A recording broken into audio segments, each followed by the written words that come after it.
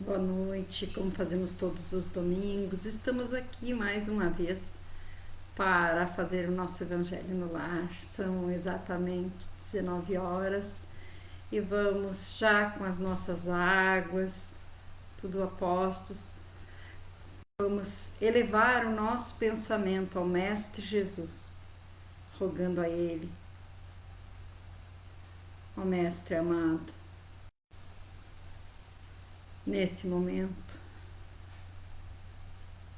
Estamos iniciando mais um Evangelho no Lar e queremos te pedir que adentre cada lar, que vá chegando de mansinho, Mestre, com essa tua mansidão, esse teu amor, essa tua luz, vai iluminando tudo, Mestre, vá dissipando as trevas, vá colocando no lixo tudo aquilo que não for do teu agrado, Mestre amado, a desavença, as contrariedades, as desuniões, e vá transformando tudo com teu amor, porque nós queremos isso na nossa vida. O teu amor, a tua justiça, a tua bondade é o que queremos. E que nessas águas, Mestre amado, seja colocado o medicamento espiritual do qual necessitamos. Te rogamos por todos aqueles que nesse momento estão em dificuldades, sejam elas de ordem material ou espiritual. Tu, Mestre amado, com o teu poder, tudo podes. E é em ti que confiamos. E é a ti que nesse momento pedimos. Cuida de nós, hoje e sempre, Mestre Jesus. E fica conosco em mais esse Evangelho no Lar. Que assim seja.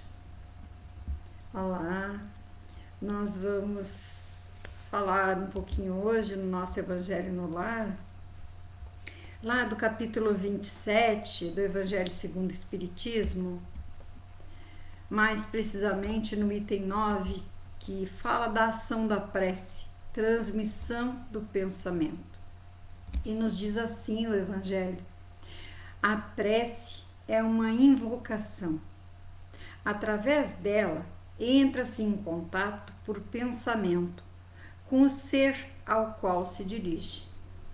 Ela pode ter por objeto um pedido, um agradecimento ou uma glorificação. Pode-se orar por si mesmo ou pelo outro, pelos vivos ou pelos mortos. As preces dirigidas a Deus são ouvidas pelos espíritos encarregados da execução de suas vontades. As que são dirigidas aos bons espíritos são reportadas a Deus.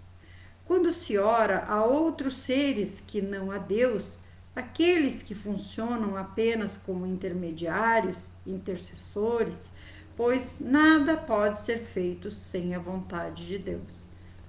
Então nos explica o Evangelho, né? Que é aquele irmão, que é aquela irmã que ora, por exemplo, que é de outra crença, que faz uma oração para São Jorge, para São Tomás, para tem tantos santos, né?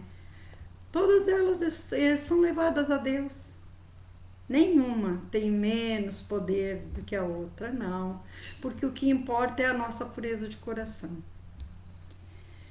O Espiritismo torna compreensível a ação da prece, explicando o modo de transmissão do pensamento, vindo ser rogado ao nosso apelo, ou indo nosso pensamento até ele.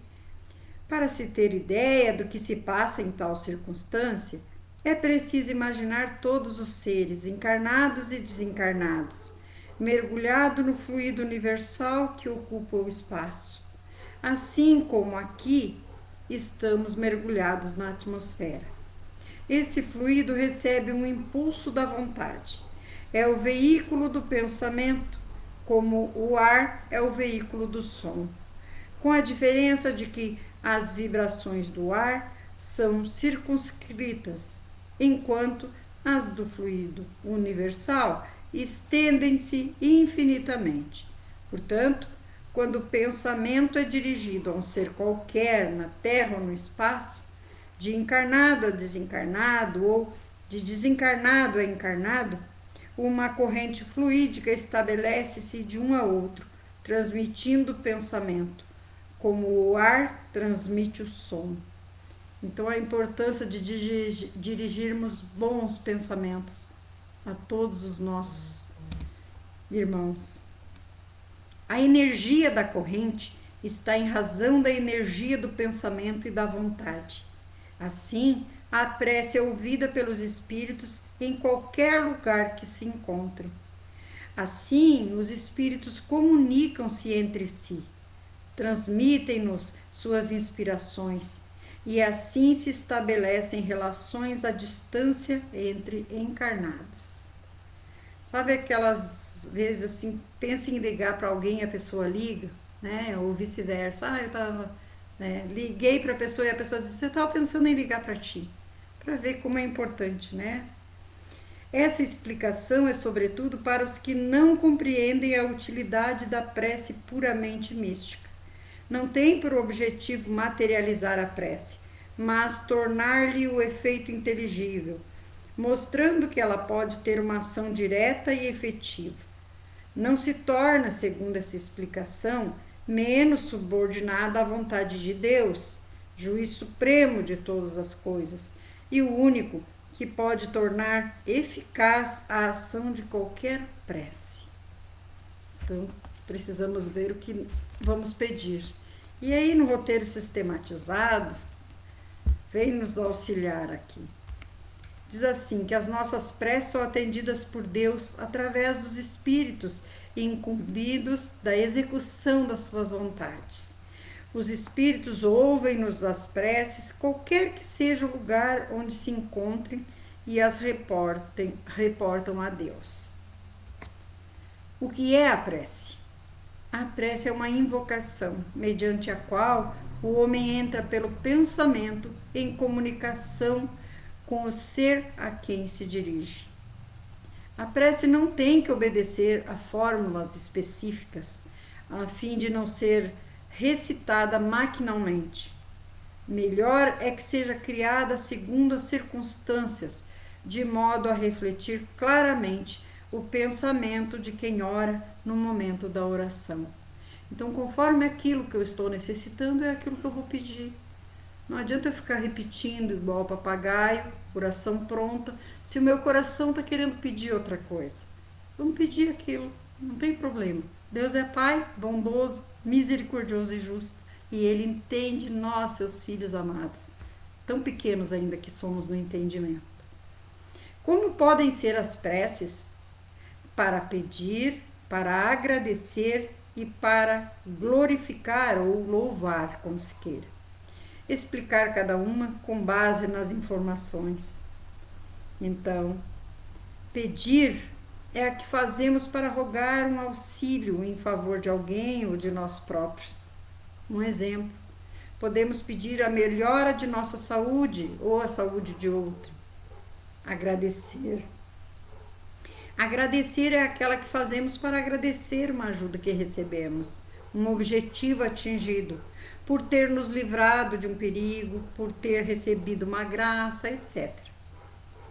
Glorificar ou louvar é aquela através da qual demonstramos o nosso reconhecimento a Deus pela sua grandeza e a grandeza de sua obra, demonstrando a nossa humildade perante o nosso Criador. Devemos nos esforçar para que nossas preces sejam mais para agradecer e louvar do que para pedir. É bem melhor termos pouco a pedir e muito a agradecer, pois é demonstração de resignação diante das provações da vida. E quem atende às nossas preces? Os espíritos encarregados de executar a vontade de Deus e as leis divinas. As preces feitas a Deus escutam-nas os espíritos incumbidos da execução das suas vontades. As que se dirigem aos bons espíritos também são reportadas a Deus. E nos diz, esse capítulo, ele nos esclarece que a prece, a oração, ela é bem mais simples do que a gente possa imaginar. Porque Deus sabe dos nossos desejos, Ele sabe de tudo que nós precisamos, mas Ele quer ouvir o seu filho falar. Então, por isso que é importante nós falarmos aquilo que vem do nosso coração e não ficar repetindo. Isso é bem importante. A nossa vontade e firmeza de pensamento tem algo a ver com isso? Sim, e muito. Pois é segundo a intensidade do nosso pensamento e nossa vontade que a nossa prece atingirá ou não o ser a quem dirigimos. A energia da corrente guarda proporção com a do pensamento e a da vontade. É assim que os espíritos ouvem a prece que lhes é dirigida, qualquer que seja o lugar onde eles se encontrem. E aí nos diz o Evangelho: através da prece, o homem atrai o concurso dos bons espíritos que vêm apoiá-lo em suas boas resoluções e inspirar-lhes bons pensamentos. Adquire assim a força moral necessária para vencer as dificuldades e reentrar no caminho reto, se dele se afastou. E também assim pode desviar de si os males que atrairia por sua própria falta. Um homem, por exemplo, vê sua saúde arruinada pelos excessos que cometeu e arrasta até o fim de seus dias uma vida de sofrimento. Tem o direito de queixar-se de não obter a cura? Não, pois poderia ter encontrado na prece a força de resistir às tentações. E aí nos diz o Evangelho: de que forma os espíritos nos ajudam a vencer as dificuldades? Através da prece sincera, nos ligamos aos espíritos superiores que, sondando a nossa vontade e boa intenção, nos vêm em socorro, dando-nos a força moral necessária para superar os problemas ou retomar o caminho reto se dele porventura nos desviarmos. Através da prece podemos nos prevenir para não cair no caminho do mal. A prece, no caso, tem a função de nos propiciar forças para resistir ao mal. Dividindo em duas partes os males da vida, uma dos males que o homem não pode evitar, outra das tribulações das quais ele mesmo é a primeira causa. Ou seja, os males que não podemos evitar, aquelas doenças já, as crianças que já nascem doentes, né? Aqueles problemas que já nascem conosco, as catástrofes, e tem os outros que nós provocamos, né? Que nós sabemos que provocamos. É o exemplo que deu ali, né? Aí diz aqui: dividindo em duas partes os males da vida, uma dos males que o homem não pode evitar, outra das tribulações das quais ele mesmo é a primeira causa, devido à sua incúria, né, à sua irresponsabilidade e seus excessos. Ver-se-á que essa última parte, né, das quais nós somos responsáveis, ultrapassa em grande número a primeira. Portanto, fica bem evidente que o homem é o autor da maior parte das suas aflições e que se pouparia delas se agisse sempre com sabedoria e prudência. É certo também que essas misérias são resultado de nossas infrações às leis de Deus e que, se observássemos pontualmente essas leis, seríamos perfeitamente felizes. Se não ultrapassássemos o limite do necessário na satisfação de nossas necessidades, não teríamos as doenças que são a consequência dos nossos excessos e as vicissitudes que acarretam essas doenças. Se puséssemos limites a nossa ambição, não temeríamos a ruína. Se não quiséssemos subir mais alto do que podemos, não temeríamos a queda. Se fôssemos humildes, não sofreríamos as decepções do orgulho humilhado. Se praticássemos a lei de caridade, não seríamos maledicentes, nem invejosos, nem ciumentos, e evitaríamos querelas e dissensões. Se não fizéssemos mal a ninguém, não temeríamos vinganças, etc. Admitamos que o homem não possa nada em relação aos outros males e que toda prece seja inútil para evitá-los. Já não seria bastante libertar-se de todos os males que procedem do próprio comportamento? Ora, nesse ponto, concebe-se facilmente a ação da prece, pois ela tem como efeito atrair a inspiração salutar dos bons espíritos, de pedir-lhes a força para resistir aos maus pensamentos, cuja execução nos pode ser funesta. Nesse caso, não é o mal que eles afastam, é a nós mesmos que afastam do pensamento, que pode causar o mal. E nada impedem os decretos de Deus e não suspendem o curso das leis da natureza, mas é a nós que impedem de infringirmos essas leis, orientando o nosso livre-arbítrio, nos encaminhando pelo caminho certo. Mas o fazem sem o nosso conhecimento, de uma forma oculta, para não sujeitar nossa vontade. O homem encontra-se, pois, na posição daquele que solicita bons conselhos e os põe em prática, mas que sempre é livre para segui-los ou não. Ou seja, nós recebemos a intuição dos bons espíritos, mas nós somos livres, nós temos livre-arbítrio para seguirmos ou não. Deus quer que seja assim, para que o homem tenha responsabilidade por seus atos e para permitir-lhe o mérito da escolha entre o bem e o mal. É assim que o homem sempre pode estar certo de obter, se pedir com fervor, e sobretudo, nesse aspecto, podem aplicar-se essas palavras: pedi e obtereis. A eficácia da prece, mesmo reduzida a essa proporção, não teria um resultado imenso? Estava reservado ao Espiritismo a tarefa de provar-nos a ação da prece, pela revelação das relações que existem entre o mundo corporal e o mundo espiritual. Mas seus efeitos não se limitam a isso. A prece é recomendada para todos os espíritos. Renunciar à prece é ignorar a bondade de Deus, é rejeitar sua assistência para si mesmo e para os outros, o bem que se lhes pode fazer. Olha que lindo. Então, orar por nós e pelos outros. Quando, através da prece, conseguimos nos livrar de algum mal, é porque este foi afastado de nós pelos bons espíritos? Não. Os espíritos não afastam de nós o mal. O que eles fazem é desviar-nos do mau pensamento que pode nos causar o dano, desde que eles verifiquem em nós o firme propósito de lutar contra esse mal.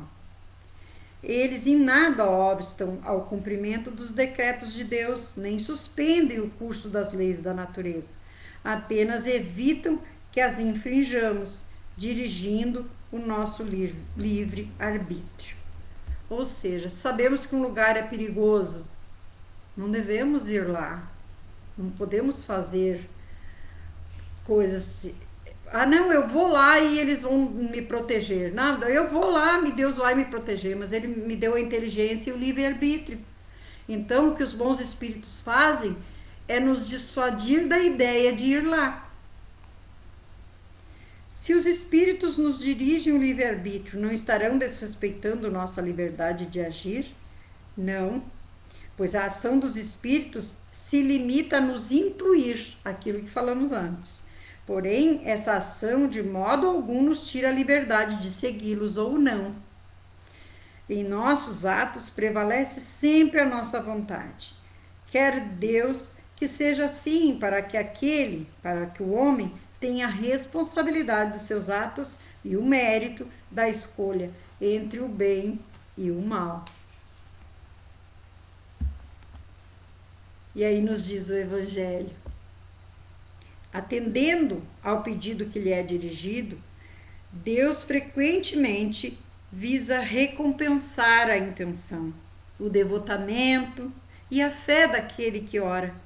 Eis porque a prece do homem de bem tem mais mérito aos olhos de Deus e sempre mais eficácia, pois o homem vicioso e mau não pode orar com o fervor e a confiança que só o sentimento de verdadeira piedade pode dar. Do coração do egoísta, daquele que ora dos lábios para fora, podem sair apenas palavras, mas não os impulsos de caridade que dão à prece todo o seu poder. Compreende-se também isso que instintivamente recomenda-se de preferência as preces daqueles cuja conduta se sente que agrada a Deus, porque esses são melhor escutados. E aí?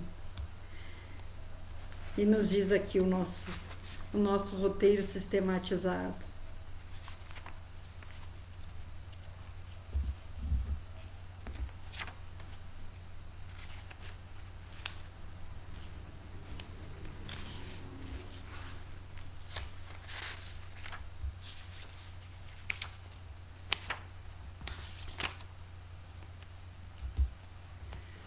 A eficácia da prece é a mesma tanto para o homem de bem quanto para o mal? Não. Uma vez que o atendimento da prece por Deus objetiva recompensar a intenção, o devotamento e a fé daquele que ora, é claro que tem mais merecimento aos seus olhos e sempre mais eficácia a prece do homem de bem. Porque é evidente que o egoísta e orgulhoso não pode esperar da providência divina a mesma solicitude que essa dispensa àquele que cumpre seus deveres como cristão. Por que então a prece do egoísta e do vicioso não é tão eficaz quanto a do homem de bem? Porque a prece só tem eficácia quando parte de um coração puro, e o homem vicioso e mau tem a dominá-lo o sentimento egoístico, não podendo daí partir uma oração com fervor e confiança.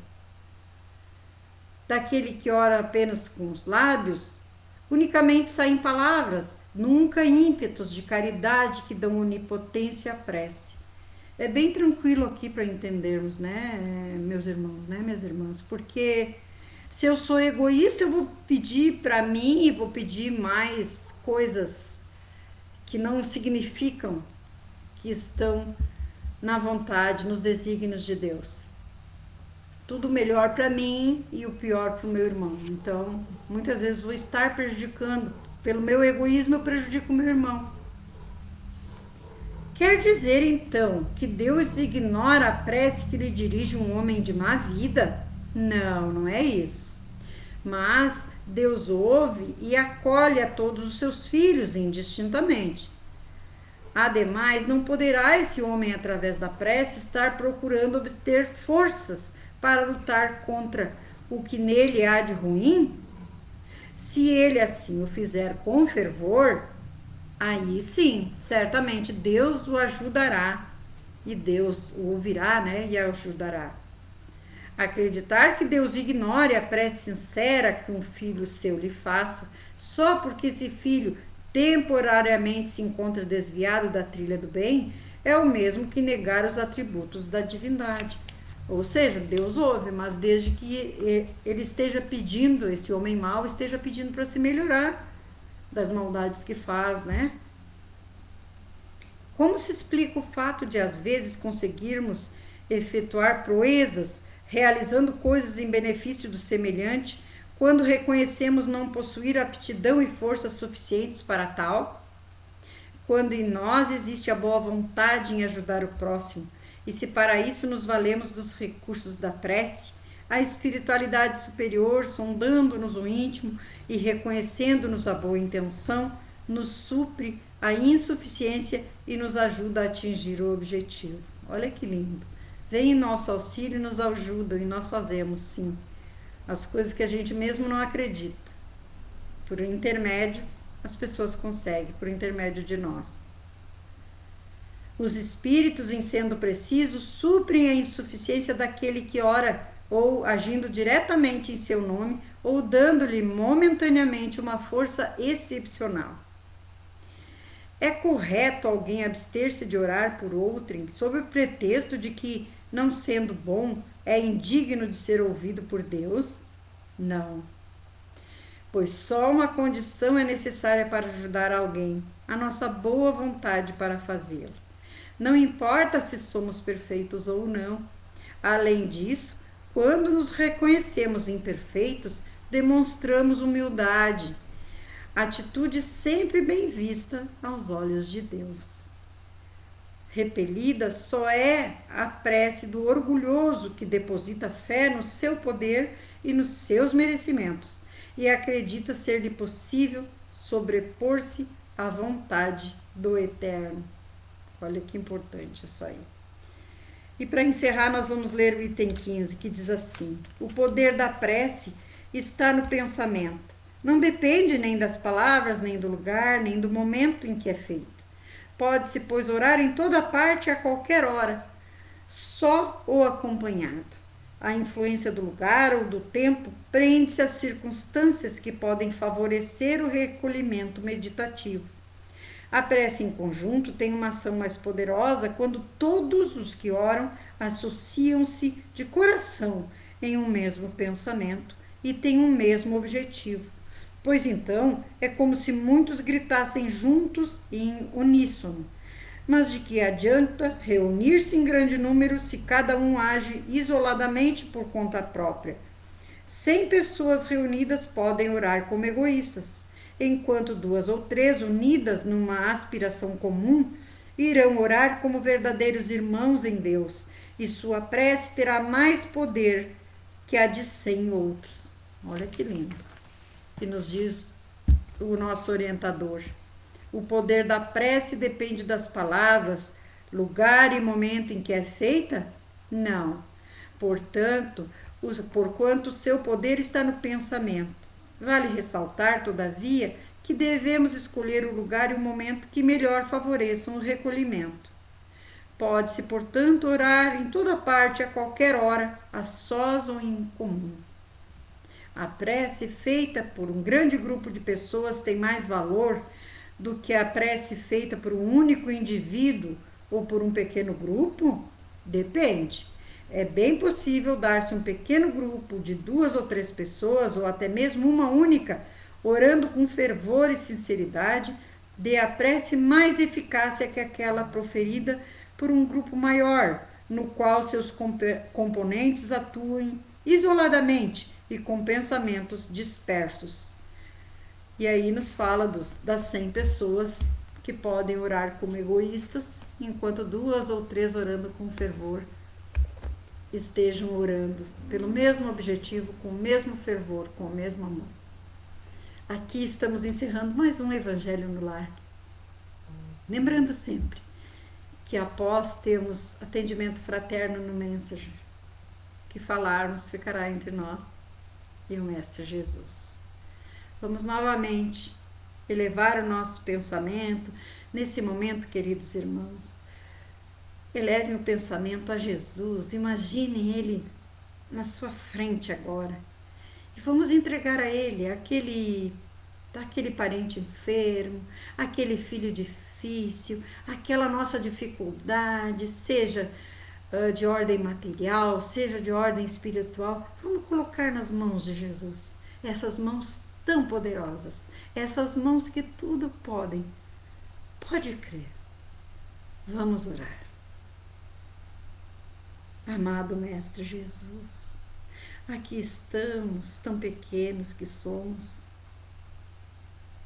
rogando a Tua proteção, as Tuas bênçãos sobre nós e os nossos amores. Também queremos rogar por aqueles que nos caluniam, nos perseguem, Aqueles, Mestre Jesus, que ainda não te conhecem, ilumina a mente e o coração de cada um, ilumina o caminho, ilumina esse lar que nos recebe. Ó Mestre, que todos, aqueles que nos ouvirem, que nos assistirem, possam ter uma semana abençoada. Que tu siga na frente, Mestre Jesus, abrindo os caminhos, trazendo as bênçãos nas quais estejam necessitando, que sejam merecedores nesse momento. Porque tu sabes as nossas reais necessidades, sempre falamos, e em ti confiamos, Mestre amado. E que todos que entrarem neste lar sintam a tua humilde presença e ao saírem estejam sentindo-se bem melhores do que quando nesse lar entraram. Muito obrigada, Mestre amado, por todo esse amor incondicional por nós, por todas as bênçãos que recebemos e muitas vezes nem nos damos conta. Muito obrigada. Que assim seja. Um beijo no coração. Até o próximo domingo, se o Senhor assim o permitir. Que assim seja.